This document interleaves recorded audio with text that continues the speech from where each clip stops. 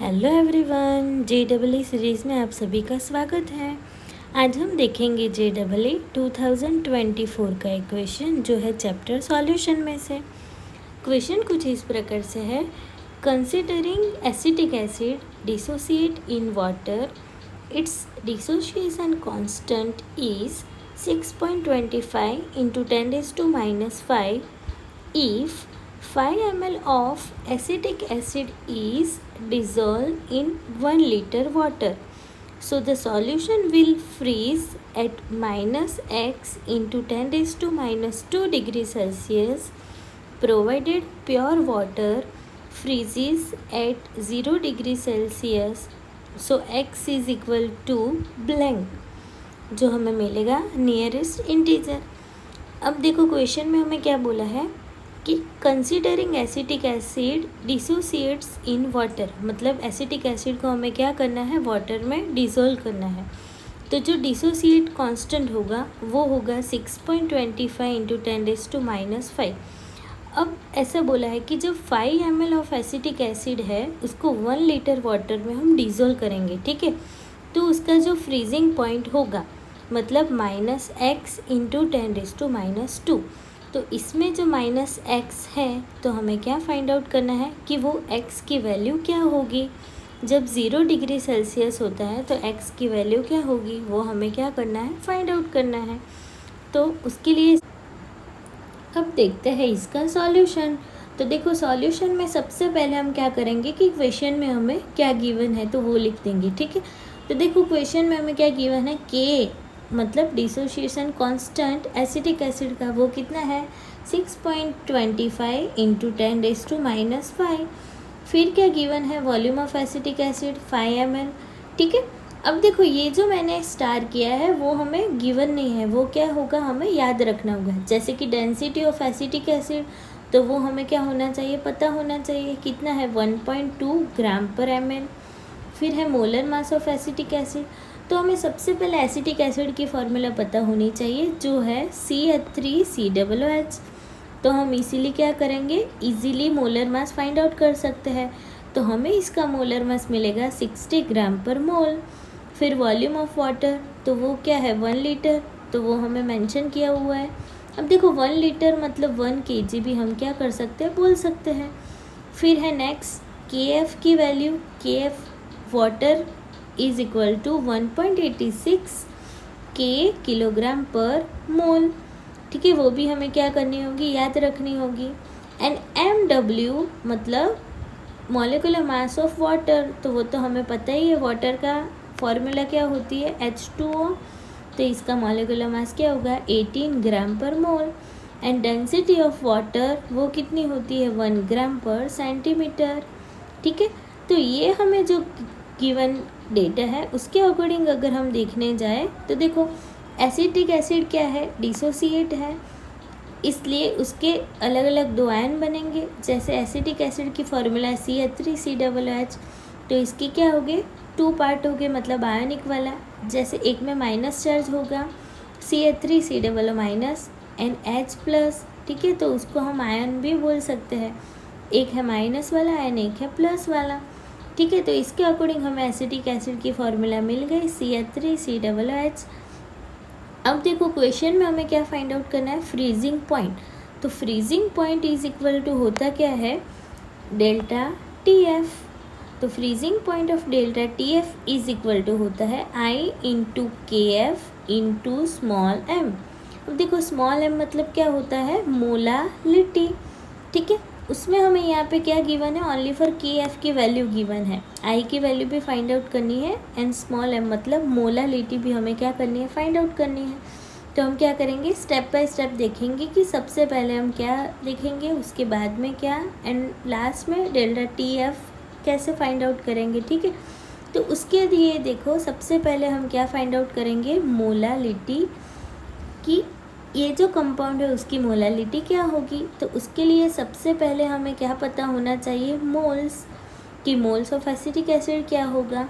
तो देखो moles of acetic acid find out करेंगे, उससे पहले हमें क्या पता होना चाहिए, एसिटिक एसिड का मास। तो mass of acetic acid is equal to क्या होगा, तो क्वेश्चन में हमें क्या गिवन है, वॉल्यूम दिया हुआ है एंड एसिटिक एसिड की डेंसिटी गिवन है।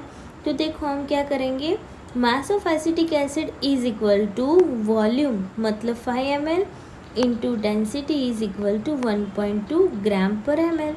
तो जब ये दोनों को हम मल्टीप्लाई करेंगे तो हमें आंसर मिलेगा 6 ग्राम। तो मास ऑफ एसिटिक हमें मिला 6 ग्राम। ठीक है, अब देखते हैं मोल्स। तो मोल्स ऑफ एसिटिक एसिड की फॉर्मूला क्या होगी, moles is equal to mass upon molecular mass. ठीक है, ये क्या है, मोल्स की फॉर्मूला है। तो देखो मास हमने फाइंड आउट किया, कितना मिला 6 अपॉन मोलर मास कितना है एसिटिक एसिड का 60 ग्राम। तो जब ये दोनों को हम डिवाइड करेंगे तो हमें आंसर मिलेगा 0.1 मोल ऑफ एसिटिक एसिड। अब क्या करेंगे, मोलालिटी की फॉर्मूला में ये दोनों वैल्यू पुट कर देंगे।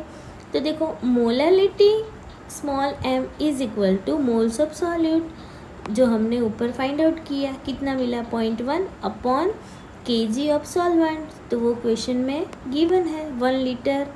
ठीक है, 1 लीटर मतलब 1 kg। तो 0.1 upon 1 is equal to answer मिलेगा 0.1 मोल पर kg। तो अब देखो हमें स्मॉल m की वैल्यू मिल गई। अब हम क्या फाइंड आउट करेंगे, i। तो जब i हम फाइंड आउट करेंगे तो i से पहले हमें क्या पता होना चाहिए, अल्फ़ा जो है डिग्री ऑफ डिसोसिएशन, क्योंकि i की फॉर्मूला में अल्फ़ा यूज़ होता है। ठीक है, तो हम क्या फाइंड आउट करेंगे, अल्फ़ा डिग्री ऑफ डिसोसिएशन। तो देखो जब वीक एसिड होता है तो अल्फ़ा मतलब k की फॉर्मूला क्या होगी, k is equal to C alpha square upon 1 minus alpha. तो जब अल्फ़ा की वैल्यू लेस देन 1 होती है तो हम ऐसा कुछ बोल सकते हैं कि 1 minus alpha is equal to 1 होगा, क्योंकि अल्फ़ा की वैल्यू क्या होगी, लेस देन 1। ठीक है, तो 1 minus alpha is equal to हमें क्या मिलेगा, 1। तो अब अल्फ़ा की फॉर्मूला हम इजीली बना सकते हैं कि alpha is equal to under root KA upon C। तो देखो हमने यहाँ पे ये जो फॉर्मूला थी वीक एसिड वाली, उसमें से हमने क्या किया, अल्फ़ा को सब्जेक्ट बना दिया क्योंकि हमें वो फाइंड आउट करना है, एंड 1 माइनस अल्फ़ा की जगह पे पुट कर दिया 1। तो क्या होगा, alpha is equal to under root, ये जो अल्फ़ा के ऊपर स्क्वायर है वो इस साइड चला जाएगा, तो alpha is equal to under root KA upon C। तो देखो C मतलब क्या होता है, मोलारिटी ऑफ एसिटिक एसिड, जो हमने क्या किया, फाइंड आउट की। अब देखो ऐसे कुछ क्वेश्चन होते हैं तो उसमें मोलालिटी एंड मोलारिटी वो दोनों की वैल्यू अप्रोक्सीमेट क्या होती है, सेम होती है। ठीक है, हमने आगे क्या देखा था, मोलालिटी जो हमें मिली थी 0.1, तो हम यहाँ पे मोलारिटी भी बोल सकते हैं कि क्या होगी, 0.1 ही होगी। तो देखो अल्फ़ा इज इक्वल टू क्या हुआ, under root 6.25 into 10⁻⁻5 upon C की जगह पे पुट करेंगे 0.1। अब जब इसको हम सॉल्व करेंगे तो क्या होगा, हमें आंसर मिलेगा 0.025। किसकी वैल्यू मिली, अल्फ़ा की। अब अल्फ़ा की वैल्यू मिल गई तो हमें क्या देखना होगा, i की वैल्यू फाइंड आउट करेंगे। तो i की वैल्यू इजीली मिल जाएगी क्योंकि अल्फ़ा की वैल्यू तो हमें मिल ही गई। तो देखो van't Hoff factor I is equal to होगा, एसिटिक एसिड हमने आगे देखा क्या था, CH3COOH। तो उसको हम ऐसा बोल सकते हैं कि दो अलग अलग पार्टिकल फॉर्म होते हैं, एक माइनस वाला एक प्लस वाला, मतलब CH3COO- एंड H+।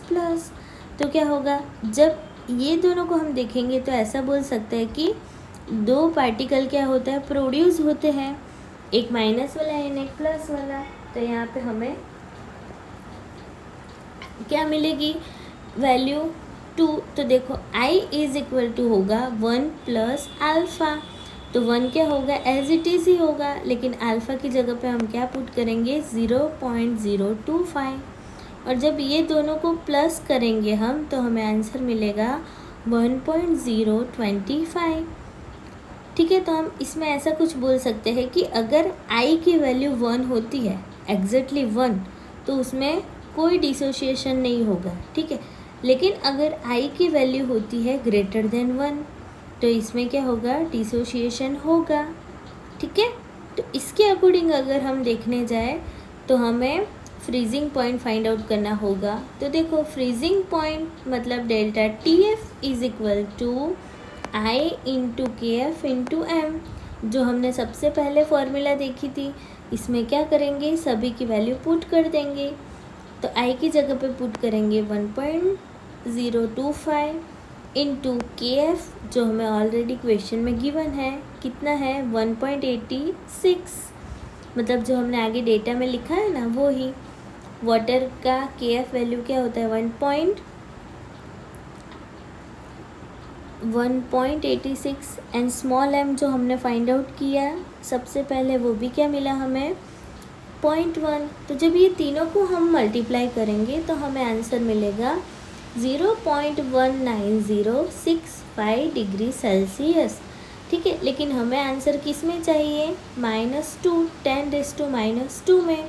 तो क्या करेंगे, ये जो पॉइंट है उसको 2 डिजिट मूव करवाएंगे राइट साइड, तो 0.19065 का हो जाएगा 19.065 इंटू 10⁻² डिग्री सेल्सियस।